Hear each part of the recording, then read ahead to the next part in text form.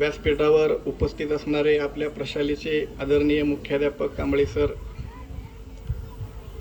त्याचबरोबर बिराजदार गुरुजी आणि माझे शिक्षक बांधव आणि विद्यार्थी मित्रांनो, आज संपूर्ण भारतामध्ये संविधान दिन साजरा केला जातोय। अनेक विद्यार्थ्यांनी सांगितलं, बऱ्याच मुलांना तुम्ही अजून लहान मुलं आहात, संविधान या शब्दाचा अर्थ तुम्हाला समजत नाही।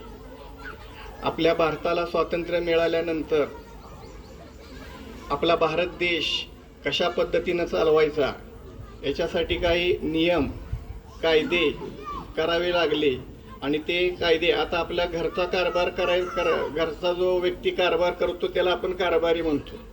तसा आपल्या देशाचा कारभार करण्यासाठी काही लोकांची निवडणुकीद्वारे त्यांना निवडून दिलं जातं आणि आपल्या देशाचा कारभार करण्यासाठी एक पुस्तक तयार करण्यात आलं।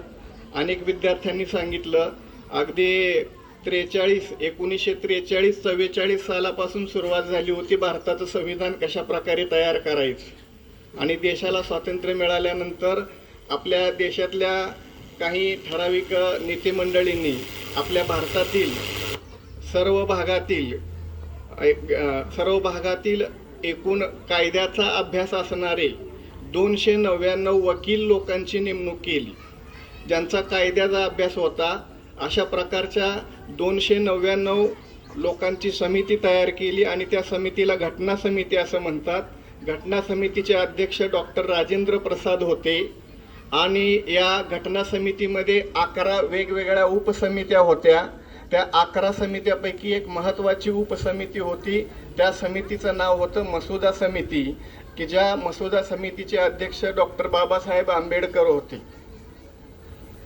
तुम्हाला माहीत नसेल कुणालाच, अमेरिकेमध्ये कोलंबिया नावाचं विद्यापीठ आहे, त्या विद्यापीठाच्या प्रवेशद्वारावरती वाक्य लिहिलेलं आहे, या जगातील doctor Babasaheb Ambedkar is one of the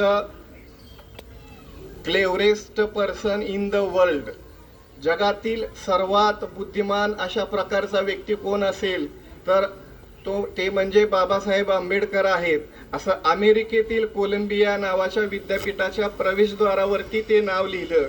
अशा बाबासाहेब आंबेडकरांच्या नेतृत्वाखाली मसुदा समिती तयार झाली आणि मग बाबासाहेब आंबेडकरांना सोबत देणारे एकूण 299 कायद्याचा अभ्यास करणारी माणसं होती। त्यामध्ये TN राव, मुन्शी, अय्यंगार, अय्यर, सुचेता कृपलानी, नंतर हंसाबेन मेहता, कौर, मौलाना आझाद